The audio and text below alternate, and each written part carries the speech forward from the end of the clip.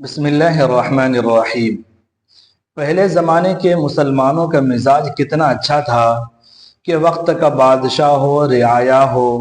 مالدار ہو، غریب ہو،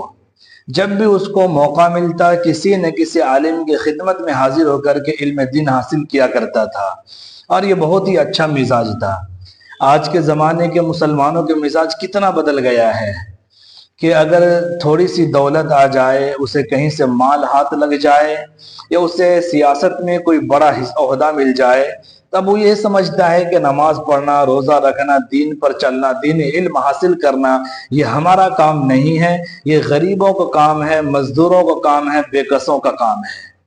اور اس سوچ کی وجہ سے آج ہمارے سماج میں بے دینی پھیلتی جا رہی ہے، جہالت پھیلتی جا رہی ہے۔ لیکن پہلے زمانے کے مسلمانوں کا مزاج کتنا اچھا تھا، جب بھی اسے موقع ملے کسی نہ کسی عالم کی خدمت میں حاضر ہو کر کے علم دین حاصل کیا کرتا تھا، اور علم دین سے لگاؤ کی وجہ سے اللہ نے اسے حکومت بھی دی، سلطنت بھی دی، دولت بھی دی، اور آج دین سے دوری کی وجہ سے کچھ بھی ہمارے پاس نہیں رہا ہے۔ اسی زمانے کی بات ہے، ایک مرتبہ بادشاہ ہارون رشید نے امام مالک رحمۃ اللہ علیہ سے حدیث سننے کی خواہش کی کہ میں آپ سے حدیث پڑھنا چاہتا ہوں، آپ ہمارے گھر تشریف لا کر کے حدیث پڑھا دیا کریں۔ امام مالک رحمۃ اللہ علیہ نے فرمایا، ان العلم یؤتا ولا یأتی، یعنی علم کی شان یہ ہے کہ وہ خود آپ کے پاس نہیں آئے گا، بلکہ آپ اہل علم کے خدمت میں حاضر ہو کر کے علم دین حاصل کیا کریں۔ امام مالک رحمۃ اللہ علیہ کی یہ بات بادشاہ کے سمجھ میں آ گئی۔ ہارون رشید بادشاہ ہونے کے باوجود امام مالک کے گھر پر تشریف لے گئے اور ایک بیٹھک میں ٹیک لگا کر کے بیٹھ گئے۔ امام مالک رحمۃ اللہ علیہ کے بارے میں آپ کو معلوم ہے کہ جب حدیث پڑھایا کرتے تھے، ہزاروں ہزار طلبہ اسٹوڈنٹ حدیث پڑھنے کے لیے آتے تھے، تو امام مالک رحمۃ اللہ علیہ حدیث پڑھا رہے ہیں اور بادشاہ ٹیک لگا کر کے دیوار میں بیٹھا ہوا ہے۔ امام صاحب نے استاد کے ادب و احترام کی تعلیم دیتے ہوئے بادشاہ کو ایک حدیث سنائی۔ ابو داود شریف کی وہ روایت ہے، ان من اجلال اللہ اکرام ذی الشیبۃ المسلم، اللہ تبارک و تعالیٰ کی تعظیم میں یہ بات داخل ہے کہ بوڑھے مسلمان کی تعظیم کی جائے۔ بادشاہ امام صاحب کے اشارہ سمجھ گیا، وہ اپنی جگہ سے اٹھ کر کے طلباء کی صف میں آ کر کے بیٹھ گیا۔ اس طرح ہارون رشید امام مالک کے پاس آ کر کے حدیث سکھا سنا کرتا تھا، تعلیم حاصل کیا کرتا تھا۔ ایک زمانہ گزر گیا، اس کے بعد ہارون رشید نے اپنا ایک تجربہ پیش کیا، اور وہ علماء کے لیے بھی عبرت ہے، اور ان لوگوں کے لیے بھی جو دولت مند ہیں، جو مالدار ہیں، یا جن کا بڑا عہدہ حاصل ہے، ان کے لیے بھی اس میں بڑا عبرت کا سامان ہے۔ ہارون رشید نے امام مالک کو مخاطب کر کے کہا، یا ابا عبداللہ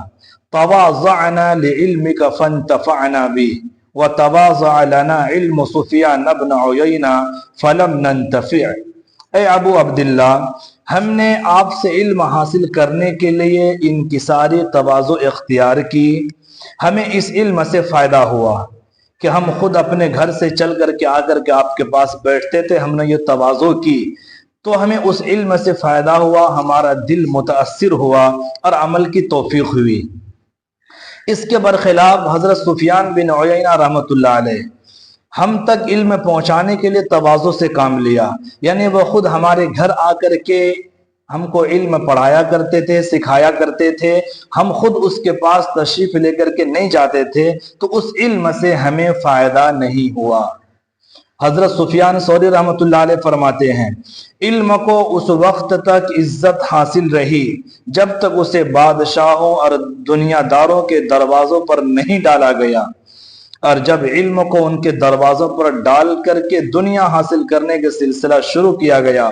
تو ایسے علماء کے دلوں سے علم دین کی حلاوت اور مٹھاس نکال لی گئی، اور اس علم پر عمل کرنے کی توفیق سے انہیں محروم کر دیا گیا۔ اس میں ہم علماء کے لیے بھی عبرت کا سامان ہے کہ جہاں تک ممکن ہو دوسروں کے گھر جا کر کے پڑھانے سے بچے، بلکہ اگر آپ کے پاس کوئی آ کر کے یہ کہے کہ میں علم دین حاصل کرنا چاہتا ہوں، قرآن سیکھنا چاہتا ہوں، تو آپ اسے بتائیں کہ آپ خود وقت نکال کر کے ہمارے پاس آئیں۔ اور ایسے ہی مالداروں کے لیے، دولت مندوں کے لیے، اور ان لوگوں کے لیے جو دینی علم حاصل کرنا چاہتے ہیں، قرآن سیکھنا چاہتے ہیں، وہ خود اپنی زندگی میں وقت فارغ کریں، وقت نکالیں، کسی عالم صاحب کی خدمت میں حاضر ہو کر، کسی امام صاحب کے دروازے پر دستک دے کر کے ان سے علم دین حاصل کرنے کی کوشش کریں۔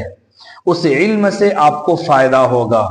اس علم کی مٹھاس آپ کے دل میں ڈالی جائے گی، اور اس علم پر عمل کی توفیق بھی آپ کو ملے گی۔ اللہ تبارک و تعالی ہم تمام لوگوں کو دینی علم حاصل کرنے اور اس علم کے مطابق زندگی گزارنے کی توفیق عطا فرمائے۔ السلام علیکم ورحمۃ اللہ وبرکاتہ۔